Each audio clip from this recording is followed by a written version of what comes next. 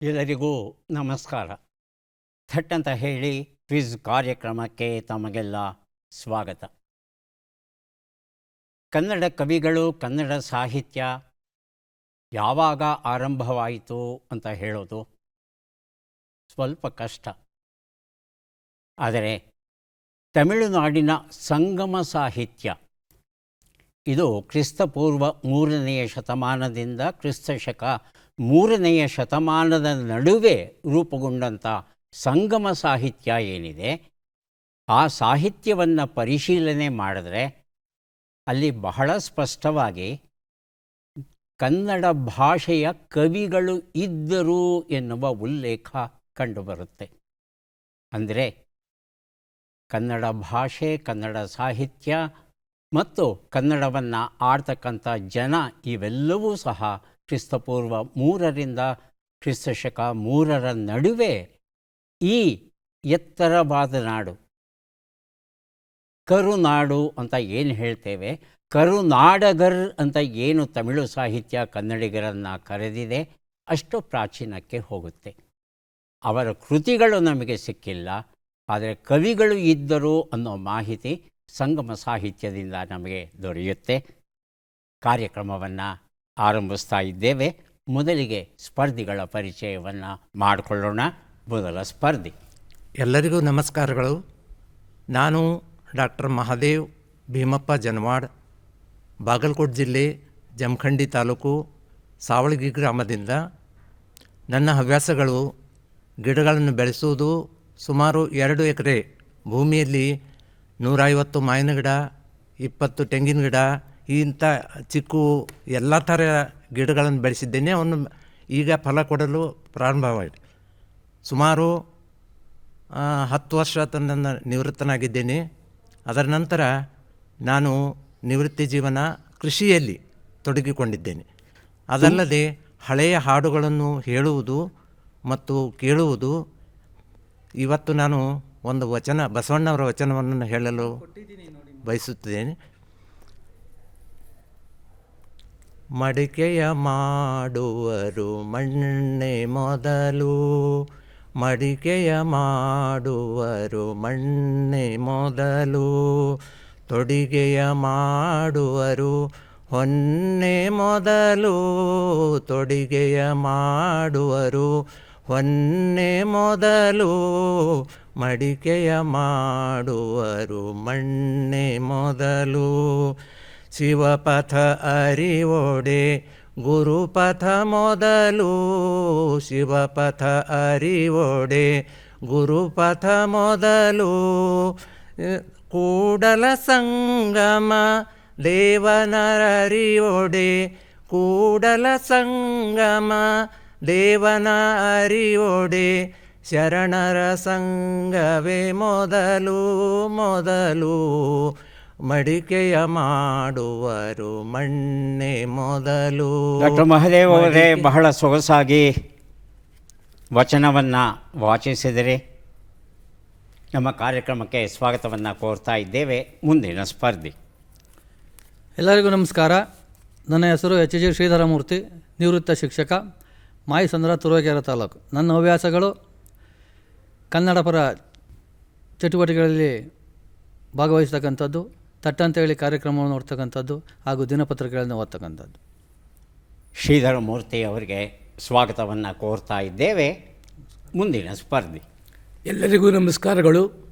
ನನ್ನ ಹೆಸರು ಎಚ್.ಎಸ್. ಭೈರವಮೂರ್ತಿ. ನಾನು ಬೆಂಗಳೂರು ವಿಮಾನ ಕಾರ್ಖಾನೆಯಿಂದ ನಿವೃತ್ತಿ ಹೊಂದಿ 35 ವರ್ಷಗಳ ಕೆಲಸ ಮಾಡಿ ನಾನು ನಿವೃತ್ತಿ ಹೊಂದಿದ್ದೇನೆ ವ್ಯವಸ್ಥಾಪಕರಾಗಿ. ಈಗ ನಾನು 20 ವರ್ಷಗಳಿಂದ ವಕೀಲ ವೃತ್ತಿಯಲ್ಲಿ ಪ್ರಾಕ್ಟೀಸ್ ಮಾಡ್ತಾಯಿದ್ದೇನೆ. ತುಂಬ ಸಂತೋಷ ಭೈರವ ಮೂರ್ತಿ ಅವರೇ. ನನ್ನ ಹವ್ಯಾಸಗಳು ದಿನಪತ್ರಿಕೆಗಳನ್ನು ಓದುವುದು, ತಟ್ಟಂತ ಹೇಳಿ ಕಾರ್ಯಕ್ರಮಗಳನ್ನು ಕೇಳುವುದು ಮತ್ತು ಕ್ರಿಕೆಟನ್ನು ನೋಡುವುದು. ಬಹಳ ಸಂತೋಷ. ಸ್ವಾಗತ ಕಾರ್ಯಕ್ರಮಕ್ಕೆ. ಮೂವರು ಸಿದ್ಧವಾಗಿದ್ದರೆ ಕಾರ್ಯಕ್ರಮ ಆರಂಭಿಸೋಣ. ಮೊದಲಿಗೆ ನಿಯಮಗಳನ್ನು ಒಮ್ಮೆ ನೋಡಿಬಿಡೋಣ. ಒಟ್ಟು 10 ಪ್ರಶ್ನೆಗಳು. ಮೊದಲು ಬಜರ್ ಒತ್ತಿದವರಿಗೆ ಉತ್ತರ ನೀಡುವ ಅವಕಾಶ. ಪ್ರತಿ ಸರಿ ಉತ್ತರಕ್ಕೆ ಒಂದು ಪುಸ್ತಕ ಬಹುಮಾನ. ಆಯ್ಕೆಗಳು ಬರುವ ಮೊದಲೇ ಬಜರ್ ಒತ್ತಿ ಸರಿ ಉತ್ತರ ನೀಡಿದರೆ 2 ಪುಸ್ತಕ ಬಹುಮಾನ. 100 ಅಂಕ ಗಳಿಸಿದವರಿಗೆ ಒಂದು ಪುಸ್ತಕ ವಿಶೇಷ ಬಹುಮಾನ. ನಕಾರಾತ್ಮಕ ತಂತ್ರಗಳಿಗೆ ಅವಕಾಶವಿಲ್ಲ. ಕಾರ್ಯಕ್ರಮದ ಮೊದಲ ಪುಸ್ತಕ, ಮೊದಲ ಪ್ರಶ್ನೆಯನ್ನು ಈಗ ನೋಡೋಣ. ಬೈಪಾಸ್ ರಸ್ತೆ, ಡಾಕ್ಟರ್ ಚಂದ್ರಶೇಖರ್ GR ಅವರು ಬರೆದಂಥ ಕಥಾಕೃತಿ. ಮೊದಲ ಪ್ರಶ್ನೆ ಈಗ ಬಂತು. ಪ್ರಶ್ನೆಯನ್ನು ನೋಡೋಣ. ಹಲ್ಮಿಡಿ ಗ್ರಾಮವು ಯಾವ ಹಳ್ಳದ ದಡದ ಮೇಲಿದೆ?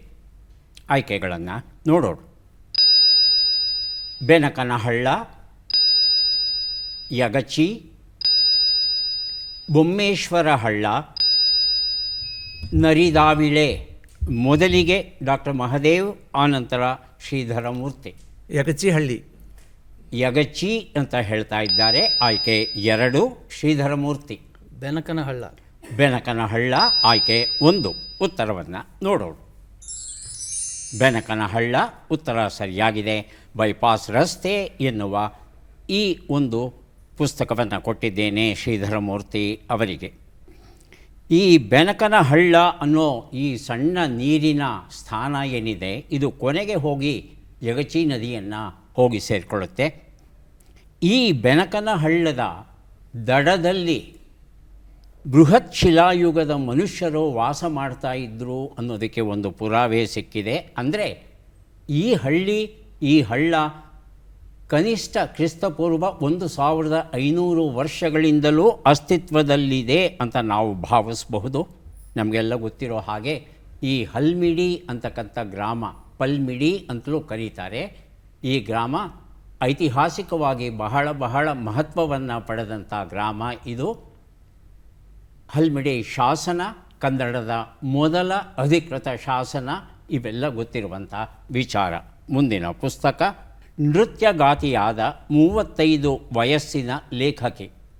ತಮಿಳವನ್ ಬರೆದ ಕೃತಿಯನ್ನು ಕನ್ನಡಕ್ಕೆ ಅನುವಾದ ಮಾಡಿದ್ದಾರೆ ಕೆ. ನಲ್ಲತಂಬಿ. ಪ್ರಶ್ನೆ: 96,000 ಪದ್ಯಗಳ ಚೂಡಾಮಣಿ ಎಂಬ ತತ್ವಾರ್ಥ ವ್ಯಾಖ್ಯಾನವು ಕನ್ನಡದಲ್ಲಿ ಇತ್ತೆಂದು ಯಾರು ಹೇಳಿದ್ದಾರೆ? ಆಯ್ಕೆಗಳನ್ನು ನೋಡೋಣ. ಗುಣಭದ್ರ, ಭಟ್ಟಾಕಳಂಕ, ಶ್ಯಾಮಕುಂದಾಚಾರ್ಯ, ಜಕ್ಕಣಾರ್ಯ. ಮೊದಲಿಗೆ ಶ್ರೀಧರಮೂರ್ತಿ, ಆನಂತರ ಡಾಕ್ಟರ್ ಮಹದೇವ್. ಶ್ಯಾಮಕುಂದಾಚಾರ್ಯ ಆಯ್ಕೆ 3. ಗುಣಭದ್ರ ಅಂತ ಹೇಳ್ತಾ ಇದ್ದಾರೆ ಡಾಕ್ಟರ್ ಮಹದೇವ್ ಅವರು. ಉತ್ತರವನ್ನು ನೋಡೋಣ. ಸರಿಯಾದ ಉತ್ತರ ಭಟ್ಟಾಕಳಂಕ. ಚೂಡಾಮಣಿಯನ್ನು ಬರೆದಂಥ ಕವಿ ಯಾರಿದ್ದಾರೆ? ಆತ ತಂಬುಲಾಚಾರ್ಯ ಅನ್ನೋ ಹೆಸರಲ್ಲಿ ಪ್ರಸಿದ್ಧನಾಗಿದ್ದ. ಶ್ರೀವರ್ಧದೇವ ಅನ್ನೋದು ಆತನ ಇನ್ನೊಂದು ಹೆಸರು. ಈತನ ಬಗ್ಗೆ ಭಟ್ಟಾಕಳಂಕನ ಜೊತೆಯಲ್ಲಿ ಇಂದ್ರನಂದಿ, ದೇವಚಂದ್ರ ಇವರು ಹೇಳ್ತಾರೆ. ಶ್ರವಣ ಬೆಳಗೊಳದಲ್ಲಿ ಇರುವಂಥ ಒಂದು ಶಾಸನ ಈತನ ಶ್ರೀವರ್ಧದೇವನ ಬಗ್ಗೆ ಹೇಳುತ್ತೆ. 96,000 ಪದ್ಯಗಳು. ಈತನ ಕಾಲ ಸುಮಾರು 6ನೇ ಶತಮಾನ. ನಾವೆಲ್ಲ ಅಂದ್ಕೊಂಡಿದ್ದೇವೆ ಕವಿರಾಜ ಮಾರ್ಗವೇ ನಮಗೆ ಲಭ್ಯವಾಗಿರುವ ಮೊದಲ ಕೃತಿ ಅಂತ. ಆದರೆ ಹೆಚ್ಚು ಕಡಿಮೆ 6ನೇ ಶತಮಾನದಲ್ಲಿ ಬದುಕಿದ್ದಂಥ ತಂಬುಲಾಚಾರ್ಯರು ಇವರು 96,000 ಪದ್ಯಗಳನ್ನು ಉಳ್ಳಂಥ ಕಾವ್ಯವನ್ನು ರಚಿಸಿದ್ದರು ಅಂದರೆ ಆಶ್ಚರ್ಯ ಆಗುತ್ತೆ. ವಾಸ್ತವದಲ್ಲಿ ಈ ಹೆಸರುಗಳು ಏನಿದೆ, ಕನ್ನಡದಲ್ಲಿ ಕಾವ್ಯವನ್ನು ರಚಿಸಿದರು ಅಂತ, ಅವರ ಕಥೆ ಕ್ರಿಸ್ತಶಕ 4ನೇ ಶತಮಾನದವರೆಗೂ ಹೋಗುತ್ತೆ. ಸಂಗಮ ಸಾಹಿತ್ಯದಲ್ಲಿ ಇದ್ದರೂ ಕನ್ನಡ ಕವಿಗಳು ಅನ್ನೋ ಉಲ್ಲೇಖ ಉಂಟು, ಆದರೆ ಅವರ ಕೃತಿಗಳು ಯಾವುದೂ ನಮಗೆ ದೊರೆತಿಲ್ಲ. ಮುಂದಿನ ಪುಸ್ತಕ ಮತ್ತು ಪ್ರಶ್ನೆಯನ್ನು ನೋಡೋಣ. ವೈಶಾಖದ ಮಳೆ, ನೆಲದ ಘಮಲಿನ ಹನಿಗಳು, ಸುಮತಿ ಕೃಷ್ಣಮೂರ್ತಿ ಅವರು ಬರೆದ ಕವನ ಸಂಕಲನ. ನಮ್ಮ ಪ್ರಶ್ನೆ: ಈ ಭಾವಗೀತೆಯ ಪಲ್ಲವಿಯನ್ನು ಹೇಳಿ, ಭಾವಗೀತೆಯ ಚರಣವನ್ನು ನೋಡೋಣ. ಗಾಳಿ ಹೆಜ್ಜಿ ಹಿಡಿದ ಸುಗಂಧ ಅತ್ತ ಅತ್ತ ಹೋತ ಮನಸ್ಸು ಅವನ ಹಿಂದೆ ನೋಡದ ಗೆಳತಿ ಹಿಂದೆ ನೋಡದ. ಆರಂಭದ ಸಾಲುಗಳನ್ನು ಪಲ್ಲವಿಯನ್ನು ಹೇಳಬೇಕಾಗುತ್ತೆ. ಮೊದಲಿಗೆ ಬರೆದಿರುತ್ತಿದ್ದಾರೆ ಶ್ರೀಧರಮೂರ್ತಿ. ಹೇಳಿ ಸರ್. ಯಾರಿಗೂ ಹೇಳೋಣ ಬೇಡ, ಯಾರಿಗೂ ಬೇಡ, ಯಾರಿಗೂ ಹೇಳೋಣ ಬೇಡ, ಯಾರಿಗೂ ಹಾರು ಕುದುರಿ ಬೆನ್ನ ಏರಿ ಆ ಪದ್ಯ ಅಂತ ಹೇಳ್ತಾ ಇದ್ದೀರಿ. ಹೇಳಿ ಭೈರವ ಮೂರ್ತಿ. ಯಾರಿಗೂ ಹೇಳದೆ ಬೇಡ, ಅದೇ ಪದ್ಯ. ಹಾಂ ಮಹಾದೇವ್. ಯಾರಿಗೂ ಹೇಳೋದು ಬೇಡ. ಉತ್ತರವನ್ನು ನೋಡೋಣ. ಒಂದೇ ಬಾರಿ ನನ್ನ ನೋಡಿ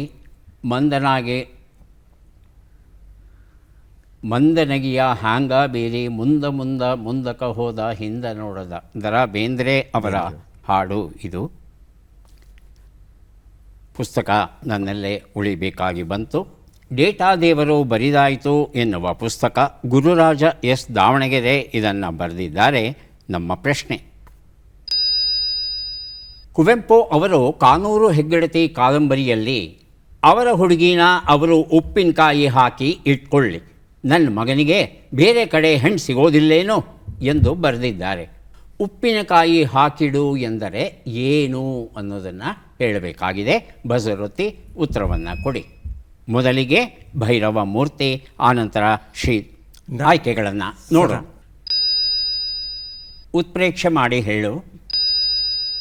ಒಳ್ಳೆಯ ಸಮಯಕ್ಕಾಗಿ ಕಾಯಿ, ಯಾರಿಗೂ ಕೊಡದಿರು, ಅಮೂಲ್ಯ ವಸ್ತುವಿನ ರಕ್ಷಣೆ.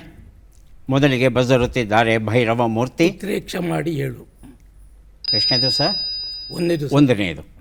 ಶ್ರೀಧರಮೂರ್ತಿ. ಯಾರಿಗೂ ಕೊಡದಿರು. ಯಾರಿಗೂ ಕೊಡದಿರು. ಆಯ್ಕೆ 3. ಉತ್ತರವನ್ನು ನೋಡೋಣ. ಯಾರಿಗೂ ಕೊಡದಿರು ಉತ್ತರ ಸರಿಯಾಗಿದೆ. ಗೇಟಾ ದೇವರು ಬಂದಾಯಿತು. ಈ ಒಂದು ಪುಸ್ತಕವನ್ನು ಶ್ರೀಧರಮೂರ್ತಿ ಅವರಿಗೆ ಕೊಟ್ಟಿದ್ದೇವೆ. ಅಂದರೆ ಉಪ್ಪಿನಕಾಯಿ ಹಾಕಿಟ್ಕೊಂಡ್ರೆ ಯಾರಿಗೂ ಕೊಡದೆ ನಿಮ್ಮ ಮನೇಲೇ ಇಟ್ಕೊಂಡಿರಿ ಅನ್ನೋ ಮಾತು ಬರುತ್ತೆ. ಇದು ಉಪ್ಪಿನಕಾಯಿ ಹಾಕಿಡೋದು, ದೀರ್ಘಕಾಲ ಮನೆಯಲ್ಲೇ ಇಟ್ಕೊಳ್ಳೋದು, ಹೇಗೆ ಸಂಬಂಧಗಳನ್ನು ಸೂಚಿಸುವಂಥ ಒಂದು ಸೊಗಸಾದ ನುಡಿಗಟ್ಟನ್ನು ಕುವೆಂಪು ಅವರು ಬಳಸಿದ್ದಾರೆ. ನಗನತ್ತ ವಿಜ್ಞಾನ, ಶರಣಬಸವೇಶ್ವರ ಅಂಗಡಿ ಹಾಗೂ TR ಅನಂತರಾಮು ಬರೆದಿರುವಂಥ ಪುಸ್ತಕ. ನಮ್ಮ ಪ್ರಶ್ನೆ: ಈ ಕನ್ನಡ ಪದ್ಯವನ್ನು ತಪ್ಪಿಲ್ಲದಂತೆ ಓದಿ. ಮೊದಲು ಪದ್ಯವನ್ನು ನೋಡೋಣ, ಆನಂತರ ಯಾರು ಮೊದಲು ಓದ್ತೀರಾ ನೋಡೋಣ ಅದನ್ನು. ಪದ್ಯ ಈಗ ಬಂತು. ಸಾವಕಾಶವಾಗಿ ಉತ್ತರವನ್ನು ಕೊಡಬಹುದು. ಮೊದಲಿಗೆ ಬರೆದಿರುತ್ತಿದ್ದಾರೆ ಡಾಕ್ಟರ್ ಮಹದೇವ್, ಆನಂತರ ಶ್ರೀಧರಮೂರ್ತಿಯವರು. ಮೂವರೂ ತಪ್ಪಿಲ್ಲದೆ ಓದಿದ್ರೆ ಮೂವರಿಗೂ ಒಂದೊಂದು ಪುಸ್ತಕ ಬಹುಮಾನ ದೊರೆಯುತ್ತೆ. ಮೊದಲಿಗೆ ಡಾಕ್ಟರ್ ಮಹದೇವ್. ಕೃತ್ಯ ಕಾಯಕವಿಲ್ಲದವರು ಭಕ್ತರಲ್ಲ, ಸತ್ಯ ಶುದ್ಧವಿಲ್ಲದುದು ಕಾಯಕವಲ್ಲ. ಆಸೆ ಎಂಬುದು ಭಯದ ಬೀಜ, ನಿರಾಸೆ ಎಂಬುದು ನಿತ್ಯ ಮುಕ್ತಿ. ಉರುಲಿಂಗ ಪೆದ್ದಿಗಳ ಅರಸಿನಲ್ಲಿ ಸದರವಲ್ಲ ಕಾಣುವ. ಉರಿಲಿಂಗ ಪೆದ್ದಿಗಳರಸನಲ್ಲಿ ಅಲ್ಲಿ ತಡವರಿಸಿದ್ರಿ. ಶ್ರೀಧರಮೂರ್ತಿ.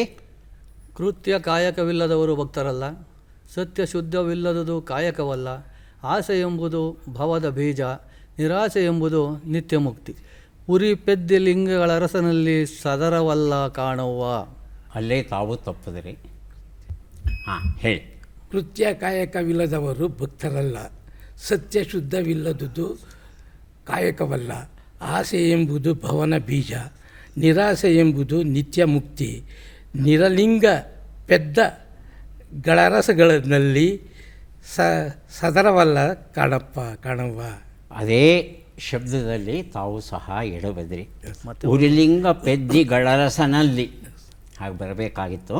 ಸ್ವಲ್ಪ ಅಭ್ಯಾಸ ಮಾಡಿಕೊಂಡ್ರೆ ಖಂಡಿತ ತಾವು ಸಹ ಈ ವಚನಗಳನ್ನು, ಹಳಗನ್ನಡ ಕಾವ್ಯಗಳನ್ನು ಓದಬಹುದು. ಮುಂದಿನ ಪುಸ್ತಕ ಮತ್ತು ಪ್ರಶ್ನೆ: ಥಾಯ್ಲೆಂಡ್ ಕೃಷಿ ಪ್ರವಾಸ, ಆನಂದ ತೀರ್ಥ ಪ್ಯಾಟಿ ಬರೆದಿರುವಂಥ ಪುಸ್ತಕ. ಪ್ರಶ್ನೆ: ಈ ವಾಕ್ಯಗಳಲ್ಲಿ ಯಾವ ವಾಕ್ಯವು ಸರಿಯಾಗಿದೆ ಮತ್ತು ಯಾಕೆ ಸರಿಯಾಗಿದೆ ಎನ್ನುವುದನ್ನು ತಿಳಿಸಿ. ವಾಕ್ಯಗಳು ಈಗ ಬರ್ತಾ ಇವೆ. ಮೊದಲ ವಾಕ್ಯ: ನಮ್ಮ ಮನೆಯಲ್ಲಿ ನಿತ್ಯ ರಾಮಾಯಣ ಪಠಣವನ್ನು ಮಾಡುತ್ತೇವೆ. ಎರಡನೇ ವಾಕ್ಯ: ನಮ್ಮ ಮನೆಯಲ್ಲಿ ದಿನವೂ ರಾಮಾಯಣ ಪಠಣವನ್ನು ಮಾಡುತ್ತೇವೆ. ಇದರಲ್ಲಿ ಯಾವ ವಾಕ್ಯ ಸರಿ ಮತ್ತು ಯಾಕೆ ಸರಿ ಅಂತ ವಿವರಣೆ ಕೊಡಬೇಕಾಗುತ್ತೆ. ಈಗ ಮೊದಲಿಗೆ ಡಾಕ್ಟರ್ ಮಹದೇವ್ ಅವರು ಹೇಳಬೇಕಾದದ್ದು ಮೊದಲನೇ ವಾಕ್ಯ ಸರಿಯಾ, ಎರಡನೇ ವಾಕ್ಯ ಸರಿಯಾ ಅದನ್ನು ಹೇಳಿ. ಎರಡನೇ ವಾಕ್ಯ ಸನೆ ಯಾವುದು? ಎರಡನೇದ್ದು, ನಮ್ಮ ಸರಿ ಇದೆ. ಮನೆಯಲ್ಲಿ ದಿನವೂ ರಾಮಾಯಣ ಪಠಣವನ್ನು ಮಾಡುತ್ತೇವೆ. ಯಾಕೆ ಸರಿ? ದಿನವೂ ಅಂದರೆ ಪ್ರತಿ ಸಮಯದಲ್ಲಿ ಅಂದರೆ ಪ್ರತಿದಿನ ಮಾಡುತ್ತೇವೆ ಅನ್ನುವಂಥದ್ದು ಸರಿಯಾಗಿ ಬರ್ತದೆ ರೀ. ಮೊದಲನೇ ವಾಕ್ಯದಲ್ಲಿ ಏನು ತಪ್ಪಾಗಿದೆ? ನಿತ್ಯ. ನಿತ್ಯ. ಎರಡನೇದಾಗಿ ಬಜರ್ ಒತ್ತಿದ್ದು ಭೈರವ ಮೂರ್ತಿಯವರು. ಸರ್ ದಯವಿಟ್ಟು ತಮ್ಮ ವಿವರಣೆ. ನಮ್ಮ ಮನೆಯಲ್ಲಿ ದಿನವೂ ರಾಮಾಯಣ ಪಠಣವನ್ನು ಮಾಡುತ್ತೇವೆ, ಅದು ಕರೆಕ್ಟಾಗಿದೆ. ಅದು ಸರಿ. ಯಾಕೆ ಸರಿ? ದಿನವೂ ಹಾಂ ಪ್ರತಿದಿನವೂ ಮಾಡ್ತಾ ಇದ್ದೀವಿ ಹಾಂ ಅಂತ. ಹಾಂ ಅಲ್ಲಿ ನಿತ್ಯ ಅಂತ ಅಂದರೆ ಅಷ್ಟು ಅರ್ಥ ಕೊಡಲ್ಲ ಸರ್. ಅದು ಅಷ್ಟು ಅರ್ಥ ಬರಲ್ಲ. ನಿತ್ಯ ಅಂದರೆ ಏನು ಅರ್ಥ? ನಿತ್ಯ ಅಂದರೆ ಯಾವಾಗಲೂ ಅಂತ. ಯಾವಾಗಲೂ. ಹಾಗಾಗಿ ಎರಡನೇದು ಸರಿ. ಎರಡನೇದು ಸರಿ ಇದೆ. ಹೌದು ಸರ್. ಶ್ರೀಧರ ಮೂರ್ತಿ. ನಮ್ಮ ಮನೆಯಲ್ಲಿ ನಿತ್ಯ ರಾಮಾಯಣ ಪಠಣವನ್ನು ಮಾಡುತ್ತೇವೆ. ಪಠಣ ಅಂತಕ್ಕಂಥದ್ದು ಓದ್ತಕ್ಕಂಥದ್ದು ಮತ್ತು ಪಠಿಸ್ತಕ್ಕಂಥ ಒಂದು ಅರ್ಥವನ್ನು ಕೊಡುತ್ತೆ. ಸರಿಯಾದ ಉತ್ತರವನ್ನು ನೋಡೋಣ. ಎರಡನೇ ಶಬ್ದ ಸರಿಯಾಗಿದೆ. ಆದರೆ ಯಾಕೆ ಸರಿಯಾಗಿದೆ ಅಂದರೆ ಕನ್ನಡ ಭಾಷೆಯಲ್ಲಿ ಪಠಣ ಅನ್ನೋದು ಸರಿಯಾದ ರೂಪ, ಪಠಣ ಅಂತ ಇಲ್ಲ. ನಾನು ಆ ಉತ್ತರವನ್ನು ತಮ್ಮಿಂದ ನಿರೀಕ್ಷೆ ಮಾಡಿದ್ದೆ. ಪಠಣ ತಪ್ಪು, ಪಠಣ ಸರಿಯಾದ ರೂಪ. ಅದು ಪಠಣ ಅಂದರೆ ಓದುವಿಕೆ, ವಾಚನ ಮಾಡೋದು, ಕಂಠಪಾಠ ಮಾಡಿ ಹೇಳೋದು ಇತ್ಯಾದಿ ಅರ್ಥಗಳೆಲ್ಲ ಬರುತ್ತೆ. ಪಠಣ ಶಬ್ದಕ್ಕೆ ಪಠಣ ಅಂತ ಪ್ರಯೋಗಿಸ್ತಾ ಇದ್ದರೆ ಅದು ತಪ್ಪು ಪ್ರಯೋಗ. ಅದನ್ನು ಇನ್ನು ಮುಂದೆ ನಾವೆಲ್ಲ ನಿಲ್ಲಿಸೋಣ. ಮುಂದಿನ ಪುಸ್ತಕ ಮತ್ತು ಪ್ರಶ್ನೆಯನ್ನು ನೋಡೋಣ. ಎಸ್ ಜಿ ಸಿದ್ದರಾಮಯ್ಯ ಅವರು ಬರೆದ ದಕ್ಕದ ದಾರಿಯಲ್ಲಿ ಎನ್ನುವ ಪುಸ್ತಕ. ಪ್ರಶ್ನೆ: ಈ ಗಾಯಕಿಯನ್ನು ಗುರುತಿಸಿ. ಚಿತ್ರವನ್ನು ನೋಡೋಣ.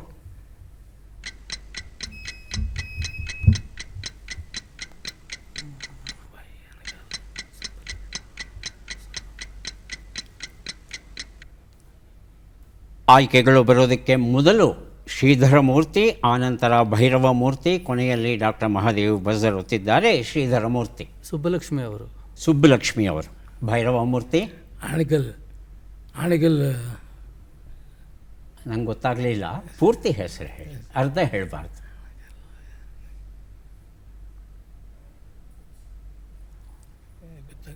ಗೊತ್ತಾಗ್ತಾ ಇಲ್ವಾ? ಆಣೆಗಲ್. ಹಾಂ, ಡಾಕ್ಟರ್ ಮಹಾದೇವ್. ಗಂಗೂಬಾಯಿ ಹಾನಗಲ್. ಗಂಗೂಬಾಯಿ ಹಾನಗಲ್. ಆಯ್ಕೆಗಳನ್ನು ನೋಡೋಣ. ಗಂಗೂಬಾಯಿ ಹಾನಗಲ್, ಕೃಷ್ಣ ಕಲ್ಲೆ, ರಂಜನಿ ಹೆಬ್ಬಾರ್, ಜಯದೇವಿ ಜಂಗಮಶೆಟ್ಟಿ. ಉತ್ತರವನ್ನು ನೋಡೋಣ. ಗಂಗೂಬಾಯಿ ಹಾನಗಲ್ ಉತ್ತರ ಸರಿಯಾಗಿದೆ. ದಕ್ಕದ ದಾರಿಯಲ್ಲಿ ಎನ್ನುವ ಈ ಒಂದು ಪುಸ್ತಕ, ಜೊತೆಗೆ ಇನ್ನೂ ಒಂದು ಪುಸ್ತಕ ಥಾಯ್ಲೆಂಡ್ ಕೃಷಿ ಪ್ರವಾಸ, 2 ಪುಸ್ತಕವನ್ನು ಡಾಕ್ಟರ್ ಮಹದೇವ್ ಅವರಿಗೆ ಕೊಟ್ಟಿದ್ದೇವೆ. ನಮ್ಮ ವೀಕ್ಷಕರಲ್ಲಿ ಕೆಲವರು ಯೋಚನೆ ಮಾಡಬಹುದು, ಡಾಕ್ಟರ್ ಮಹದೇವ್ ಅವರು 3ನೇವರಾಗಿ ಉತ್ತರ ಕೊಟ್ಟಿದ್ದಾರೆ, ಆದರೂ ಅವರಿಗೆ ಪುಸ್ತಕ ಕೊಟ್ಟರಲ್ಲ ಅಂತ. ಕಾರಣ ಇಷ್ಟೇ, ಆಯ್ಕೆಗಳು ಬರೋದಕ್ಕೂ ಮೊದಲೇ ಅವರು ಸರಿ ಉತ್ತರ ಕೊಟ್ಟಿದ್ದಾರೆ. ಹಾಗಾಗಿ 3ನೇವರೆಗೂ ಒಂದು ಅವಕಾಶ ಕೊಟ್ಟು ಸರಿ ಉತ್ತರ ಕೊಟ್ಟಿರೋ ಕಾರಣ ಅವರಿಗೆ ಪುಸ್ತಕಗಳನ್ನು ಕೊಟ್ಟಿದ್ದೇವೆ. ಗಂಗೂಬಾಯಿ ಹಾನಗಲ್ ಅವರು ನಮಗೆಲ್ಲ ಗೊತ್ತಿರೋ ಹಾಗೆ ಹಿಂದೂಸ್ತಾನಿ ಸಂಗೀತದಲ್ಲಿ ಬಹಳ ದೊಡ್ಡ ಹೆಸರು ಅವರದ್ದು. ಅನಾರೋಗ್ಯದ ಕಾರಣ ಅವರ ಗಂಟಲು ಸ್ವಲ್ಪ ಭಿನ್ನವಾಗಿತ್ತು. ರೇಡಿಯೋದಲ್ಲಿ ಅವರನ್ನು ಕೇಳುವಾಗ ಯಾರೋ ಗಂಡಸರು ಎಷ್ಟು ಚೆನ್ನಾಗಿ ಹಾಡ್ತಿದ್ದಾರೆ ಅಂತ ಅನಿಸುತ್ತೆ. ಆ ರೀತಿ ಇತ್ತು. ಧ್ವನಿ ಸ್ವಲ್ಪ ಭಿನ್ನವಾಗಿದ್ದರೂ ಸಹ ಅವರ ಹಾಡುಗಾರಿಕೆಯಲ್ಲಿ ಯಾವುದೇ ರೀತಿಯಾದ ದೋಷವನ್ನು ಹುಡುಕೋ ಆಗಿರಲಿಲ್ಲ. ನಮ್ಮ ಭೀಮ್ಸೇನ್ ಜೋಶಿ ಹಾಗೂ ಗಂಗೂಬಾಯಿ ಹಾನಗಲ್ ಸೋದರ ಸೋದರಿಯರಾಗಿ ಹೇಗೆ ಬದುಕನ್ನು ನಡೆಸಿದ್ರು, ತಮ್ಮ ಸಂಗೀತ ಪಯಣವನ್ನು ಮುಂದುವರಿಸಿದ್ರು, ಇದು ಇತಿಹಾಸದಲ್ಲಿ ದಾಖಲಾಗಿರುವಂಥ ಒಂದು ಸತ್ಯ. ಮುಂದಿನ ಪುಸ್ತಕ ಮಾಯೆ ಎನ್ನುವ ಕನ್ನಡ ಕಾದಂಬರಿ. ಆಶಾ ರಘು ಅವರು ಇದನ್ನು ಬರೆದಿದ್ದಾರೆ.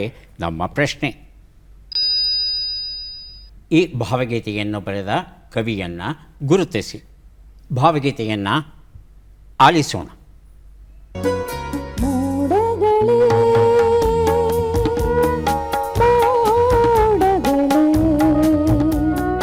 ಋತು ಋತುವಿಗೆ ಬಹುರೂಪದಿ ಚಲಿಸುವ ನೆಲಮುಗಿಲಿನ ಸಂತಾನಗಳೇ. ಮೋಡಗಳೇ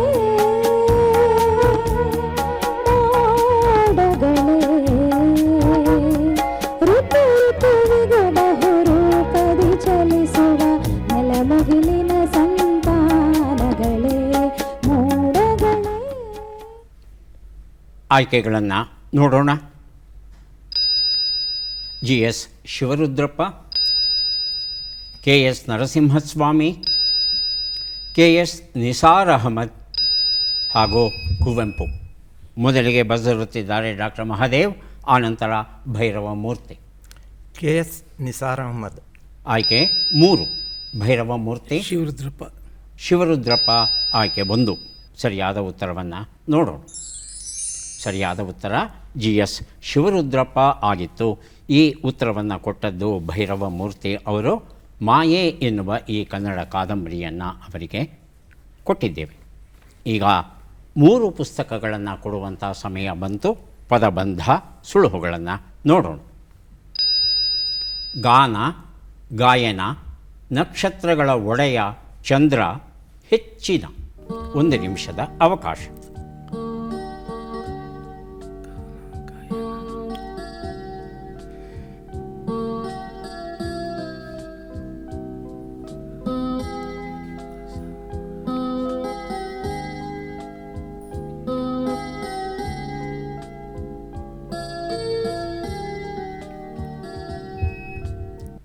ಮೊದಲಿಗೆ ಬಜರುತ್ತಿದ್ದಾರೆ ಡಾಕ್ಟರ್ ಮಹಾದೇವ್. 1 ಉತ್ತರ ಹಾಡುಗಾರಿಕೆ.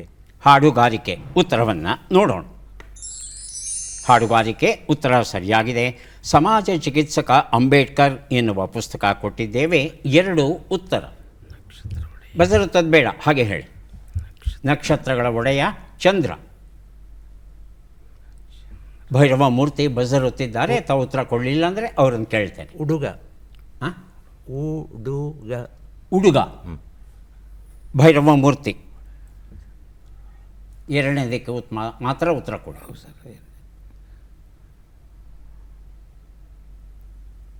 ಎರಡನೇ ಶಬ್ದವನ್ನು ಹುಡುಕ. 2ನೇ ಶಬ್ದವನ್ನು ನಾನು ಕೊಡ್ತೇನೆ. 3ನೇ ಶಬ್ದಕ್ಕೆ ಬಜರ್ ಒತ್ತಬಹುದು, ಉತ್ತರ ಕೊಡಬಹುದು.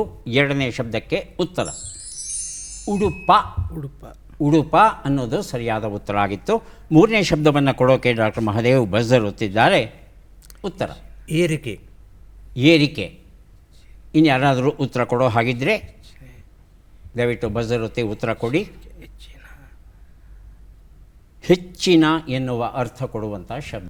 ಹಾಂ, ಹೇಳಿ ಸರ್, ಹೇಳಿ. ಹಿರಿಮೆ. ಹಾಂ, ಹಿರಿಮೆ. ಹಿರಿಮೆ. ಉತ್ತರವನ್ನು ನೋಡೋಣ. ಗರಿಷ್ಠ, ಕನಿಷ್ಠ, ಗರಿಷ್ಠ. ಹಿರಿಮೆ ಬರೋದಿಲ್ಲ.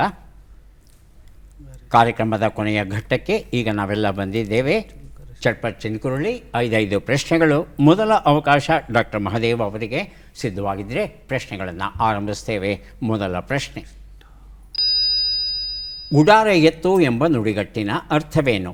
ಮರೆ ಸರಿಸಿ ನೋಡು, ಸ್ಥಳ ಬಿಟ್ಟು ಹೊರಡು. ಸ್ಥಳ ಬಿಟ್ಟು ಹೊರಡು. ಮುಂದಿನ ಪ್ರಶ್ನೆ. ನೇರವಾದ, ಪ್ರಾಮಾಣಿಕವಾದ ಎಂಬರ್ಥವನ್ನು ಕೊಡುವ ಶಬ್ದ ಯಾವುದು? ರುಜು, ರುಜು. ರುಜು. ಮೊದಲನೇದ, ಎರಡನೇದ? ಎರಡನೇದು. ಎರಡನೇದು. 3ನೇ ಪ್ರಶ್ನೆ. ಕನ್ನಡದ ಹುಲಿ ಯಾರು? ಡೆಪ್ಯೂಟಿ ಚನ್ನಬಸಪ್ಪ, ಸಿದ್ದಪ್ಪ ಕಂಬಳಿ. ಸಿದ್ದಪ್ಪ ಕಂಬಳಿ. ಮುಂದಿನ ಪ್ರಶ್ನೆ. ಈ ಗಾದೆಯನ್ನು ಪೂರ್ಣಗೊಳಿಸಿ. ಊಟ ಬಲ್ಲವನಿಗೆ ರೋಗವಿಲ್ಲ. ಊಟ ಬಲ್ಲವನಿಗೆ ಜೋಗವಿಲ್ಲ, ರೋಗವಿಲ್ಲ. ಮಾತು ಬಲ್ಲವನಿಗೆ ಜಗಳವಿಲ್ಲ. ಮುಂದಿನ ಪ್ರಶ್ನೆ. ಈ ಓಟನ್ನು ಬಿಡಿಸಿ. ಹೊಟ್ಟೆಯಲ್ಲಿ ಕಲ್ಲುಗುಡ್ಡ. ರಾಗಿ ಮುದ್ದೆ. ರಾಗಿ ಮುದ್ದೆ. ಉತ್ತರವನ್ನು ನೋಡ್ತಾ ಹೋಗೋಣ. 1 ಉತ್ತರ. ಗುಡಾರ ಎತ್ತು, ಸ್ಥಳ ಬಿಟ್ಟು ಹೊರಡು. ಉತ್ತರ ಸರಿಯಾಗಿದೆ. 2ನೇ ಪ್ರಶ್ನೆಗೆ ಉತ್ತರ ರುಜು ಸರಿಯಾಗಿದೆ. 3ನೇ ಪ್ರಶ್ನೆಗೆ ಉತ್ತರ ಡೆಪ್ಯೂಟಿ ಚನ್ನಬಸಪ್ಪ ಆಗಿತ್ತು. 4ನೇ ಪ್ರಶ್ನೆಗೆ ಉತ್ತರ ಊಟ ಬಲ್ಲವನಿಗೆ ರೋಗವಿಲ್ಲ, ಮಾತು ಬಲ್ಲವನಿಗೆ ಜಗಳವಿಲ್ಲ ಸರಿಯಾಗಿದೆ. 5ನೇ ಪ್ರಶ್ನೆಗೆ ಉತ್ತರ ಇದು ಮಾವಿನಕಾಯಿ ಓಟೆ ಆಗಿತ್ತು. 3 ಪ್ರಶ್ನೆಗಳಿಗೆ ತಾವು ಸರಿಯಾದ ಉತ್ತರ ಕೊಟ್ಟಿದ್ದೀರಿ. ಹಾಗಾಗಿ 3 ಪುಸ್ತಕಗಳನ್ನು ತಮಗೆ ಕೊಡ್ತಾ ಇದ್ದೇವೆ. ಈಗ ಅವಕಾಶ ಶ್ರೀಧರಮೂರ್ತಿ ಅವರಿಗೆ. ಸಿದ್ಧವಾಗಿದ್ದೀರಾ? ಸರಿ. ಮೊದಲ ಪ್ರಶ್ನೆ. ಗುಡಿಚಾಪೆ ಕಟ್ಟು ಎಂಬ ನುಡಿಗಟ್ಟಿನ ಅರ್ಥವೇನು? ಗುಡಿಸಲು ಕಟ್ಟಲು ನೆರವಾಗು, ಗಂಟು ಮೂಟೆ ಕಟ್ಟಿಕೊಂಡು ಹೊರಡು. ಗಂಟು ಮೂಟೆ ಕಟ್ಟಿಕೊಂಡು ಹೊರಡು. ಮುಂದಿನ ಪ್ರಶ್ನೆ. ಸತ್ಯ, ಧರ್ಮ, ನ್ಯಾಯ ಎಂಬರ್ಥವನ್ನು ಕೊಡುವ ಶಬ್ದ ಯಾವುದು? ಋತಿ, ಋತ. ಋತಿ. ಮುಂದಿನ ಪ್ರಶ್ನೆ. ಕನ್ನಡದ ಅಭಿನವ ಸರ್ವಜ್ಞ ಯಾರು? ಫಗು ಹಳಕಟ್ಟಿ, ಚೆನ್ನಪ್ಪ ಉತ್ತಂಗಿ. ಚೆನ್ನಪ್ಪ ಉತ್ತಂಗಿ. ಮುಂದಿನ ಪ್ರಶ್ನೆ. ಈ ಗಾದೆಯನ್ನು ಪೂರ್ಣಗೊಳಿಸಿ. ತಾಯಿ ಬೇಕು, ತಂದೆಯೂ ಬೇಕು. ತಂದೆಯೂ ಬೇಕು. 5ನೇ ಪ್ರಶ್ನೆ.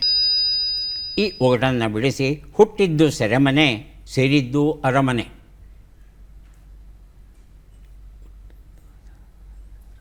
ಉತ್ತರವನ್ನು ನೋಡ್ತಾ ಹೋಗೋಣ. 1 ಉತ್ತರ. ಗುಡಿಚಾಪೆ ಕಟ್ಟು, ಗಂಟು ಮೂಟೆ ಕಟ್ಟಿಕೊಂಡು ಹೊರಡು. ಉತ್ತರ ಸರಿಯಾಗಿದೆ. 2ನೇ ಪ್ರಶ್ನೆಗೆ ಉತ್ತರ ಋತ ಆಗಿತ್ತು. 3ನೇ ಪ್ರಶ್ನೆಗೆ ಉತ್ತರ ಚೆನ್ನಪ್ಪ ಉತ್ತಂಗಿ ಆಗಿತ್ತು. 4ನೇ ಪ್ರಶ್ನೆಗೆ ಉತ್ತರ ತಾಯಿ ಬೇಕು, ಬಾಯಿನೂ ಬೇಕು ಅನ್ನೋದು ಸರಿಯಾದ ರೂಪ. 5ನೇ ಪ್ರಶ್ನೆಗೆ ಉತ್ತರ ಕೃಷ್ಣ ಸರಿಯಾದ ಉತ್ತರ ಆಗಿತ್ತು. 2 ಪ್ರಶ್ನೆಗಳಿಗೆ ತಾವು ಸರಿಯಾದ ಉತ್ತರ ಕೊಟ್ಟಿದ್ದೀರಿ. ಹಾಗಾಗಿ 2 ಪುಸ್ತಕಗಳನ್ನು ತಮಗೆ ಕೊಡ್ತಾ ಇದ್ದೇವೆ. ಈಗ ಭೈರವ ಮೂರ್ತಿ ಅವರಿಗೆ ಅವಕಾಶ ಬಂದಿದೆ. ಸಿದ್ಧವಾಗಿದ್ದರೆ ಪ್ರಶ್ನೆಗಳನ್ನು ಆರಂಭಿಸ್ತೇವೆ. ಮೊದಲ ಪ್ರಶ್ನೆ. ಗುರುಬಲವಿರು ಎಂಬ ನುಡಿಗಟ್ಟಿನ ಅರ್ಥವೇನು? ಅದೃಷ್ಟವಿರು, ಗ್ರಹಬಲ ಚೆನ್ನಾಗಿರು. ಗ್ರಹಬಲ ಚೆನ್ನಾಗಿದ್ದು. ಮುಂದಿನ ಪ್ರಶ್ನೆ. ಅಡ್ಡಾಡು, ಸುಳಿ ಎಂಬ ಅರ್ಥವನ್ನು ಕೊಡುವ ಶಬ್ದ ಯಾವುದು? ಎಡಕು, ಎಡತಾಕು. ಎಡಕು. ಮುಂದಿನ ಪ್ರಶ್ನೆ. ಕನ್ನಡದ ದಾನ ಚಿಂತಾಮಣಿ ಯಾರು? ಅತ್ತಿಮಬ್ಬೆ, ಅಬ್ಬಕ್ಕದೇವಿ. ಅತ್ತಿಮಬ್ಬೆ. ಮುಂದಿನ ಪ್ರಶ್ನೆ.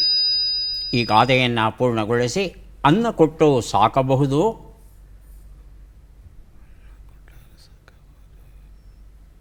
ಮುಂದಿನ ಪ್ರಶ್ನೆ. ಈ ಒಗಟನ್ನು ಬಿಡಿಸಿ. ಕುಡಿಕೆಯಲ್ಲಿ ಮೆಣಸು. ಉತ್ತರವನ್ನು ನೋಡ್ತಾ ಹೋಗೋಣ.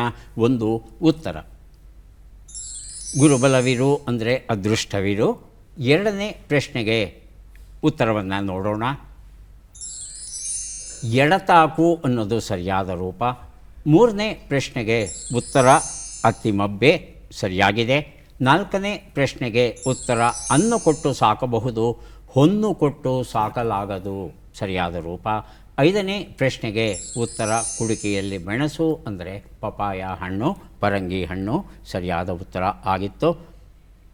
1 ಪುಸ್ತಕವನ್ನು ಕೊಡ್ತಾ ಇದ್ದೇನೆ ಭೈರವ ಮೂರ್ತಿ ಅವರಿಗೆ. ಯಾರಿಗೆ ಎಷ್ಟು ಪುಸ್ತಕ ಬಂದಿದೆ ಅದನ್ನು ನೋಡುವ ಕ್ಷಣ ಈಗ ಬಂತು.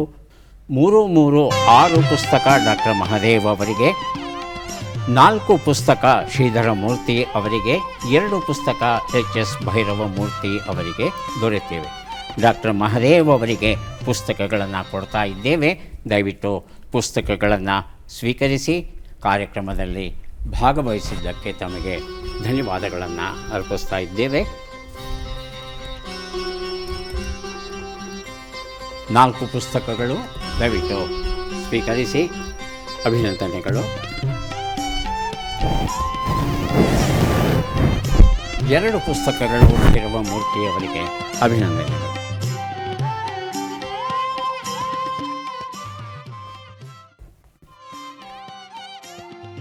ತಮಿಳು ಭಾಷೆಯ ಸಂಗಮ ಸಾಹಿತ್ಯದಲ್ಲಿ ಉಲ್ಲೇಖವಾಗಿರುವ ಒಂದು ವಿಚಾರ ಗಮನೀಯ. ತಮಿಳು ಅರಸರಿಗೆ ಕುದುರೆಗಳನ್ನು, ಯುದ್ಧಕ್ಕೆ ಬೇಕಾಗುವಂಥ ಕುದುರೆಗಳನ್ನು ಪೂರೈಸ್ತಾ ಇದ್ದವರು ನಮ್ಮ ಕರ್ನಾಟಕದ ಕುಂತಳ ನಾಡಿನವರಂತೆ. ಕುಂತಳ ನಾಡು. ಮತ್ತೆ ಭೇಟಿಯಾಗೋಣ. ನಮಸ್ಕಾರ.